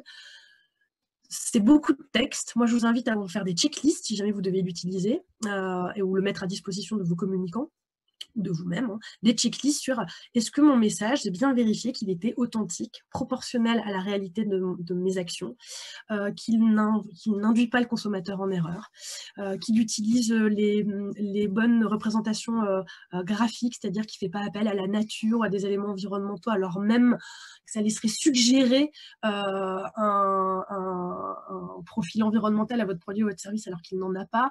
On va vraiment être sur des choses très logiques, mais qu'il est bon de rappeler sur comment communiquer de façon responsable. Alors, il y a une vidéo, je ne vais pas la passer parce que sinon on n'aura pas le temps pour l'échange aux questions, mais vous la retrouverez, elle est super intéressante. C'est une vidéo donc, de l'ARPP, vous tapez ARPP, recommandations développement durable, et vous avez une petite vidéo qui vous rappelle les éléments clés sur comment communiquer de façon responsable pour éviter de faire du greenwashing. Et puis, il y a un guide qui est important de connaître, c'est le guide du CNC, le Conseil national de la consommation. C'est un petit guide dans lequel vous avez toutes les allégations environnementales. Qu'est-ce qu'une allégation? C'est des petits mots comme responsable, durable, éthique, naturel, écologique, biodégradable, voilà. Tous ces petits mots, en fait, il y a des recommandations, notamment l'ISO 14020, qui vous dit en France comment utiliser ces allégations. Alors, j'en ai mis juste l'extrait que vous avez ici, c'est l'allégation responsable, et on vous dit, elle doit concerner une entreprise, une organisation ou un mode de production. Il s'agit absolument d'une démarche de progrès. Le terme responsable doit être relativisé. Par exemple, une entreprise engagée dans une démarche responsable et pas une entreprise responsable si vous parlez de votre entreprise. L'entreprise doit indiquer sur l'emballage, s'il s'agit d'une communication PAC, les principales caractéristiques de sa démarche, en complétant éventuellement ces explications par tout autre moyen approprié. L'entreprise ou l'organisation doit justifier son action par des éléments concrets, mesurables, vérifiables et significatifs dans les domaines social, environnemental, écologique, etc. Ce guide, il va être revu d'ici juillet 2020, puisqu'il va y avoir une nouvelle version, il date de 2012, il va y avoir une nouvelle version. Il est vraiment très utile pour vous assurer. Moi, ce que je vous invite à faire, c'est prendre ce guide, regarder toutes les allégations et vous dire quelles sont celles que j'utilise ou que mes équipes dans l'entreprise ont l'habitude d'utiliser. Hein, ça peut être les communicants online, les communicants plus globalement, les marketeurs, et vous faire des espèces de guidelines de respect des codes de communication responsable, puisqu'il y a tellement de mauvaise utilisation de ces allégations dans toutes les communications que je peux voir d'entreprises, d'associations, même dans le public, sur ces sujets, bien souvent galvaudés, non mesurables, parfois peu vérifiables. Et ça contribue pas du tout à ce qu'on attend d'une entreprise, c'est-à-dire un discours authentique, vrai, proportionnel, honnête. Voilà, donc faites vraiment attention à avoir beaucoup de pédagogie dans ce que vous apporterez en termes de communication responsable. Alors, comment innover? C'est aussi en changeant les codes. Il me reste 2 slides, donc comme ça, on sera quasiment dans le timing. C'est en changeant les codes. Là, je vous ai mis quelques exemples. On est vraiment dans de la communication grands médias, mais c'est aussi pour vous inspirer sur des prises de parole d'entreprises. Alors, c'est de la promotion, par exemple, d'autres modes de consommation, hein, c'est carrément être en décalage par rapport à ce qu'on attend de la part d'une entreprise. Patagonia qui avait lancé cette campagne Don't Buy It Jacket, qui consistait à communiquer sur le fait que leurs produits étaient réparables et revendables sur une plateforme eBay dédiée qu'ils ont créée pour revendre les produits Patagonia. C'est aussi eux qui sont présents sur les stations de ski avec des ateliers pour réparer vos matériels, toutes marques confondues, et pour vous aider à donner une seconde vie à vos vêtements de sport.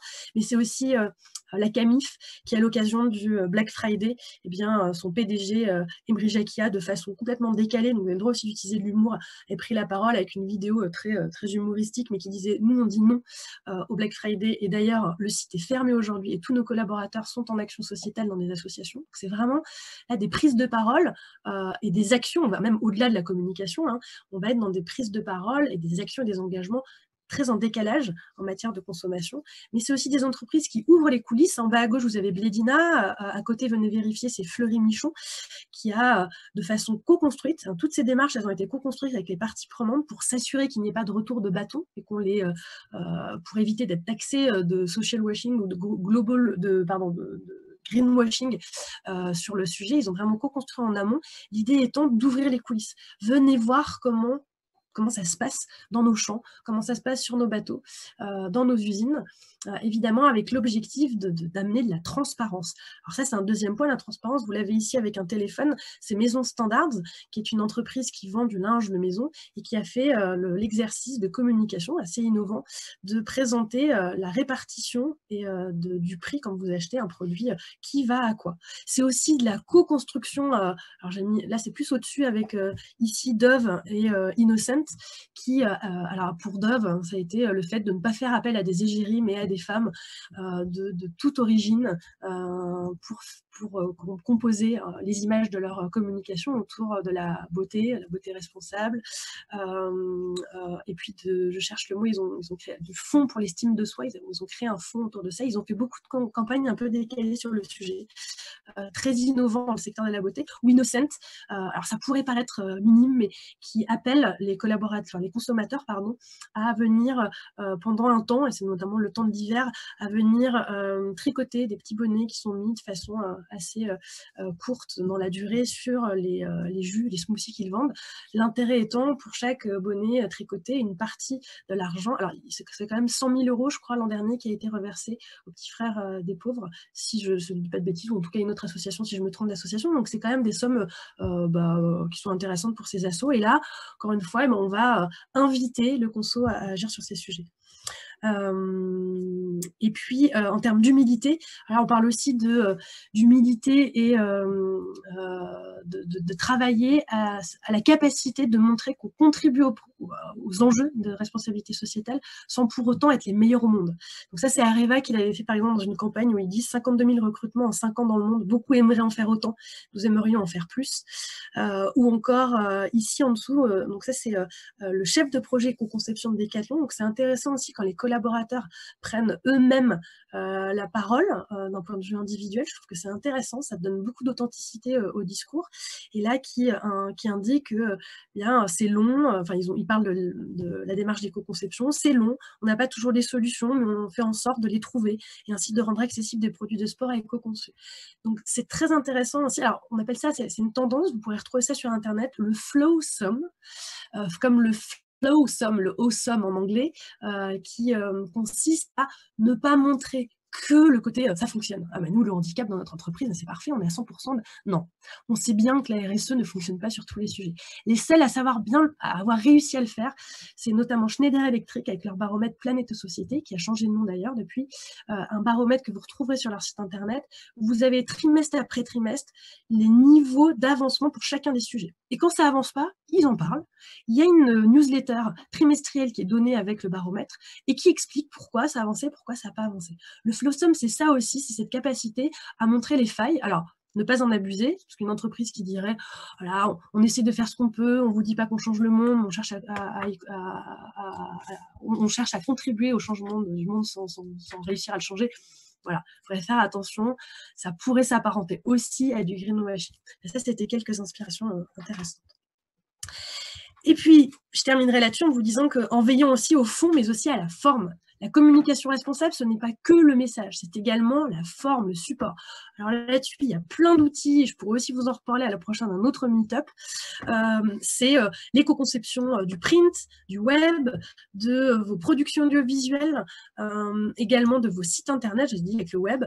Il existe des outils, qu'il s'agisse d'éco-prod pour la production audiovisuelle, des règles du W3C pour l'accessibilité de tous vos contenus, mais également la capacité à faire du web responsable, donc avec les règles que vous devez respecter. Vous connaissez RGPD. Il y a un petit livre très intéressant qui a été édité par Monsieur Bordage sur l'éco-conception dans le web, à destination plutôt de développeurs. Et sites électriquement verts, alors là où c'est intéressant, le terme est un peu, à mon sens, particulier, mais ça où c'est intéressant, ça va être de la compensation carbone volontaire des émissions de votre site internet. C'est volontaire, c'est pas obligatoire, c'est quelque chose en plus. Peut-être que le mot site électriquement vert, voilà, peut-être à revoir, mais c'est une entreprise qui est Bicorp qui a lancé ça et qui accompagne les entreprises pour aller plus loin sur le web. Et comment aller plus loin? Bah, c'est ma dernière slide, c'est en vous formant. Parce que pour être de bons communicants, savoir communiquer sur les RSE sans faire de greenwashing tout en convaincant, bah, venez vous former à tous ces sujets, à ces techniques. Vous pouvez aussi aller plus loin sur le sujet de la communication responsable. Il y a une vidéo à laquelle j'avais participé, qu'on avait réalisée des enjeux des hommes, l'IFOR, sur la communication responsable et qui est à destination de vous tous, qui est gratuite, qui est en ligne. Et également 2 guides que je vous invite, que je vous recommande. C'est mon petit cadeau de fin de Meetup, le guide anti-greenwashing de l'ADEME, qui est vraiment super bien fait, qui est intéressant, qui est globalement ce qui est dit dans les recommandations de la RPP, mais de façon un peu plus humoristique, on va dire, et un guide, surtout le guide de l'ADEME 2020, qui est sorti il y a peu de temps, il vaut 12 €, vous avez aussi la possibilité de le télécharger en PDF sur le site de l'ADEME, et qui reprend tout ce que je vous ai dit en matière de communication responsable de façon très, très, très approfondie. Et puis également, oui, un livre pour la communication responsable de Thierry Lebert, ou le livre que j'ai coécrit avec Agnès, d'ailleurs, Rambo-Paquin et Advisor, sur la communication responsable aux éditions. Sur la communication responsable, il y a beaucoup de ressources. Donc, je vous invite à aller regarder tout ça. Alors, avant de passer aux questions, je voulais juste vous rappeler que, donc, c'était le point. Je monte avec Panache, des enjeux et des hommes, et Meilleur Demain, qui est donc mon entreprise, un programme de formation. Alors, le thème de la formation, et donc ça va être un parcours de formation. La RSE en parlait avec Panache et savoir embarquer le plus grand nombre pour un meilleur demain. Voilà, ça devrait vous donner envie. Donc, c'est une suite un peu à ce meet-up. Donc là, vraiment, on va vous former, on va vous monter en compétences avec des ateliers. On organise, on a décalé évidemment cause coronavirus, un after-work qui aura lieu dans les locaux des Enjeux des Hommes, accueilli donc par les Enjeux des Hommes et Burdeo qui était un cabinet de recrutement de chasse de tête spécialisé sur les métiers de la RSE. Caroline Renou, qui en est la fondatrice, a d'ailleurs écrit un livre sur comment faire carrière dans les RSE. Je vous invite à lire si vous ne le connaissez pas. Voilà, aux 3 rues du Louvre, c'est un écosystème de plein d'entreprises, toutes engagées en matière de RSE. C'est pour ça que ça fait sens qu'on se retrouve là-bas. Donc, on fera un after-work pour vous présenter Julien Dessouza, qui est mon partenaire dans ce projet. Il y aura également la présence d'Agnès Rambaud pour vous présenter le programme de formation qu'on vous mettra à dispo. Alors, ce sera un after-work engagé. On vous fera vivre des choses. On verra. On espère maintenir la date au 2 juin, mais tout dépendra du déconfinement, si on pourra se déconfiner ou pas à ce moment-là. Sinon, on aura la capacité de lancer autre chose s'il le faut. Et puis vous dire, pour terminer et passer aux questions, voilà, le printemps est là, mais l'été arrive bientôt, donc j'espère de meilleurs demain. Voilà, pour terminer la fin, un meilleur demain pour les mois à venir. J'espère que tous ces sujets garderont autant d'importance dans les mois à venir. Moi, j'en suis persuadée. Je vous remercie beaucoup pour votre écoute. C'est un peu particulier, c'est la première fois que j'interviens comme ça sans avoir finalement d'interaction visuelle avec vous. Donc je vous remercie beaucoup de votre écoute, d'être resté jusqu'au bout. Et je vous invite maintenant à poser vos questions si vous en avez. Alors vous avez le droit de brancher votre caméra, parce que maintenant si ça bug un peu, c'est pas grave, enfin c'est moins grave, si vous en avez envie, mais vous pouvez aussi poser vos questions si vous en avez par chat. Merci, je vous remercie, je vous renvoie vos remerciements. Je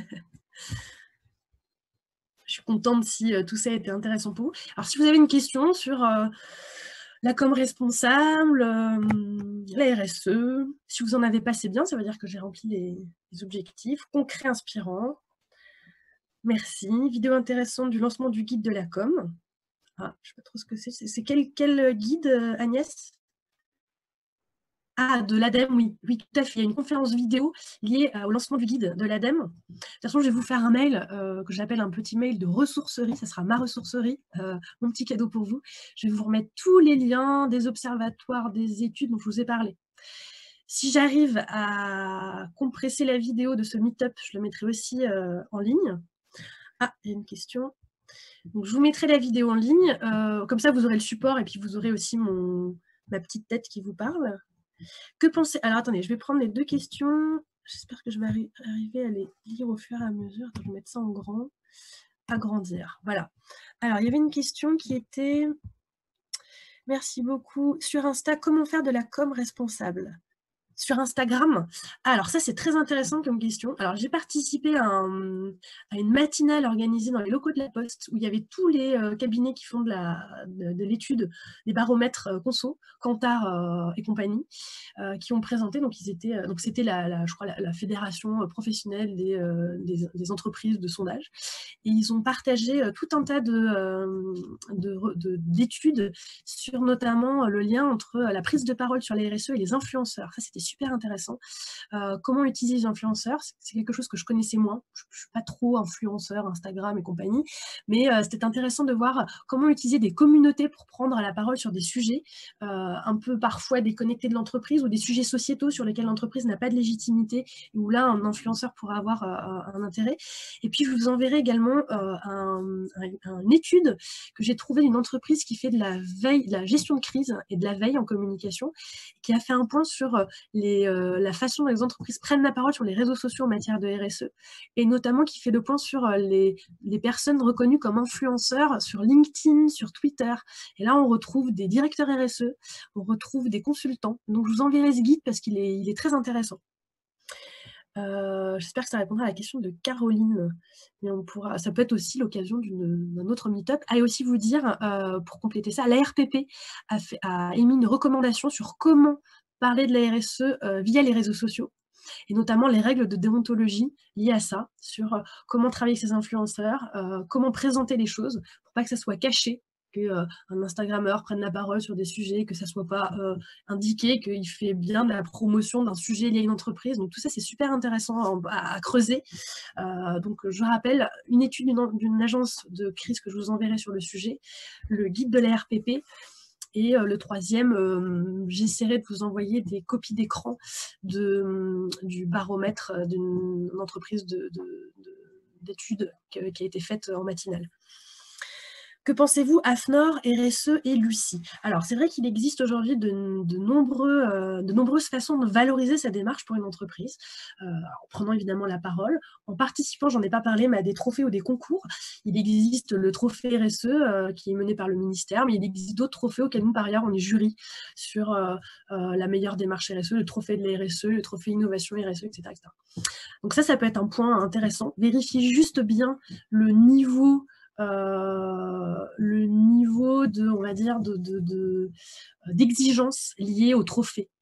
Que ça soit pas un trophée, vous avez perdu du temps, et puis finalement, il y a eu 5 répondants, et puis vous allez avoir le prix parce que vous allez avoir le prix. Mais regardez un peu l'exigence qui est mise dans les jurys, parce que je trouve que ça donne d'autant plus de crédibilité au trophée que vous irez remporter. Mais allez profiter de ces moments pour aller prendre la parole. C'est aussi des occasions de vous tester, de tester l'entreprise sur sa capacité à en parler. Donc je trouve que c'est vraiment des exercices, même d'un point de vue pédagogique, qui sont intéressants.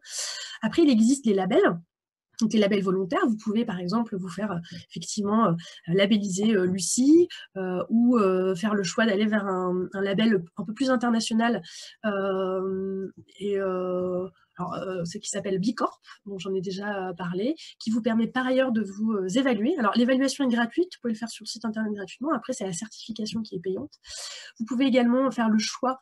Là, c'est un peu moins de valorisation, mais c'est l'occasion de faire partie de think tank en étant signataire du Global Compact, en faisant partie d'associations professionnelles et de travailler sur le sujet, en signant des chartes. Vous pouvez devenir signataire, j'ai vu qu'Agnès en parlait dans les commentaires, vous pouvez devenir signataire de la charte UDM, l'Union des marques, pour la communication responsable. C'est aussi une façon de valoriser votre démarche en matière de communication responsable. Et puis un dernier point, vous pouvez aussi vous faire auditer par un tiers externe. Donc là, par exemple, il y a des cabinets tels que SGS qui le fait, mais également l'AFNOR. Là, on va pas être dans un label, on va être plutôt dans, enfin, ils appellent ça des labels, mais vous allez vous faire évaluer. Plus vous payez, plus l'évaluation elle est effectivement exigeante, et plus ça sera une évaluation qui sera exigeante et certifiée avec un niveau plus approfondi. Vous pouvez aussi vous faire évaluer par EcoVadis. Enfin, il y a plein d'agences de notation extra-financière. Ça en dit long sur votre volonté en termes d'amélioration continue, d'afficher. Ça peut être très intéressant en B2B, notamment si vos clients, je bois un petit peu, si vos clients vous demande de montrer patte blanche. Après, il peut y avoir aussi Great Place to Work, auquel vous pouvez soumettre votre candidature. Après, ça ne dit pas tout de l'entreprise. Donc, donnez la parole aussi à vos collaborateurs, dans vos rapports RSE, sur vos sites internet, à vos parties prenantes. Je pense qu'il faut avoir un maillage de différents types de façons de valoriser votre démarche. Comment comptez-vous faire Céline qui dit sur Instagram, slow content plus authenticité, tout à fait. Vous pouvez évidemment continuer ces échanges avec les personnes que vous avez ici. Céline qui répondra à vos questions sur la communication responsable, elle en connaît long sur le sujet. Jocelyn qui dit peut-être faire le lien entre comme responsable et mouvements de la régénération qui va au-delà du durable pour aller vers la régénération. Travail de Daniel Christian Val. Donc pas une question, plutôt une suggestion, car beaucoup de travail de recherche. Pas très intéressant, je ne connais pas, j'irai voir. Jocelyn. Comment communiquer efficacement pour qu'on ne sorte pas de la crise avec un business as usual en reproduisant les mêmes erreurs pour une relance rapide, court-termiste. Alors, je pense qu'à court terme, le business ne sera pas as usual, clairement. Voire même, ça va être compliqué pour un certain nombre de secteurs. C'est un vrai sujet. C'est le sujet de la résilience, on en a parlé, c'est le sujet du rapport à soi. Je reste persuadée, ça c'est mon avis, mais je reste persuadée que d'un point de vue personnel, il va y avoir un certain nombre de réflexions, de rapport à sa vie, à son travail. Moi, je le vois autour de chez moi, des parents qui retrouvent du temps pour voir leurs enfants qu'ils ne voient jamais, le lien avec l'éducation qu'on a vis-à-vis de nos enfants, le rapport au temps, le rapport au travail, montrer que ça y est, le télétravail, ça existe, ça fonctionne. Je pense que ça ne sera jamais plus comme avant. Après, le business as usual, ça c'est le risque, évidemment. Mais encore une fois, le côté positif, c'est qu'on n'a jamais vu autant d'entreprises s'engager. La loi aidant, évidemment. La loi aidant, mais les parties prenantes dont je vous ai parlé tout à l'heure, la société civile, les collaborateurs, les futurs collaborateurs, sont en attente grandissante sur ces sujets. Les enjeux, ils ne vont pas aller en se tarissant, ils vont plutôt aller en s'aggravant. Et donc, je pense qu'il faudra... Voilà, il faudra vraiment faire l'exercice de garder en mémoire tout ce qu'on est en train de vivre pour que tout ça ne revienne pas comme as usual. Désolée pour la faute d'orthographe. Ok, top l'union des marques. Au passage, je vous recommande le bug humain, évidemment. Julien, tu as raison d'en parler, parce que j'en parle assez souvent. Le bug humain de Sébastien Boller, pour mieux comprendre pourquoi notre cerveau nous pousse à continuer à aller dans le mur, tout en sachant qu'on y va. Car une fois qu'on comprend comment notre cerveau fonctionne, on peut agir dessus. Il y a les biais cognitifs, il y a les freins, notre capacité à ne pas changer, notre capacité à changer. Il y a aussi un autre petit livre sur le changement fort intéressant que vous pouvez certainement trouver en ligne, qui est qui a piqué mon fromage, un petit livre sur le changement. Et je trouve que là, en période de confinement, c'est très intéressant, cette histoire de petites souris à qui on donne du fromage dans leur labyrinthe tous les jours, et puis un jour, on supprime ce fromage, on assiste à leur capacité à changer. Lisez-le, vous vous retrouverez dans une de ces souris, et ça vous en dira long sur tout ça. Oui, tout à fait d'accord, mais il y a des entreprises qui ne sont pas encore convaincues d'une telle démarche. Alors, avec la crise actuelle et la restriction des budgets, comment les persuader ?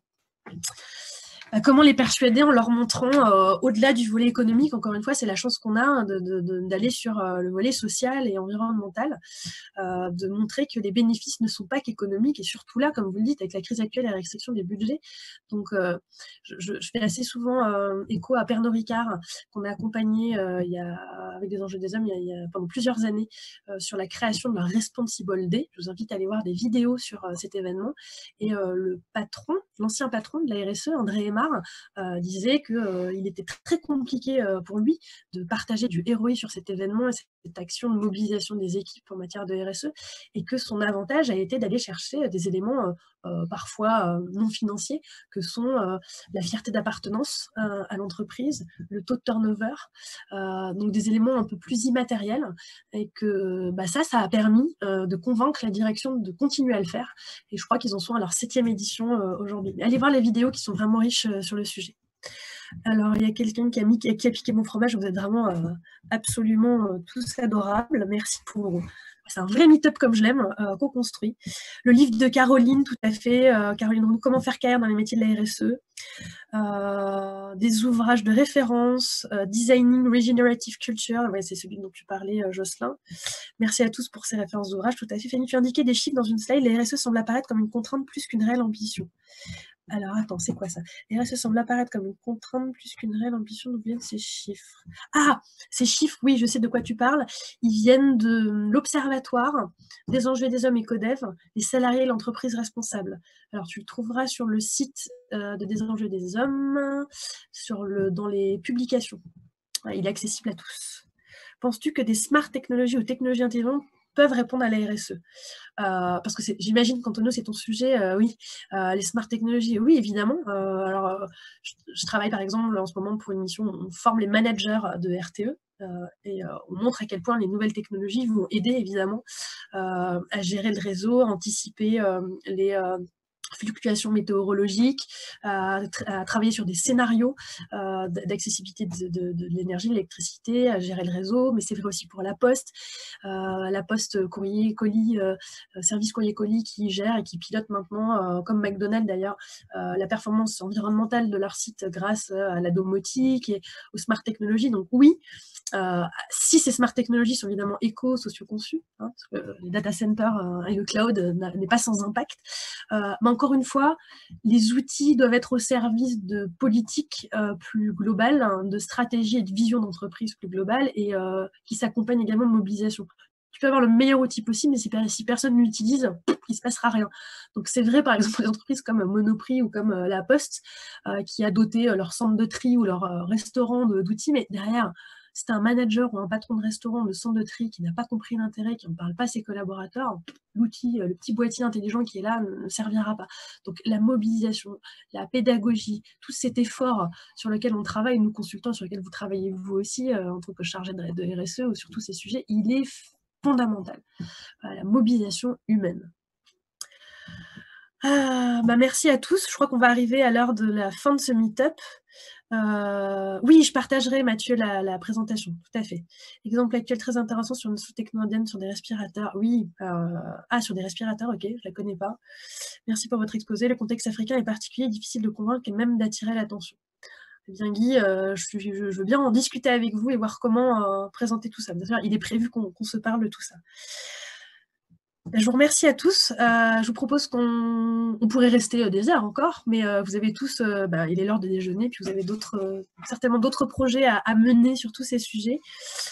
Merci beaucoup à tous. Je vous souhaite un bon confinement.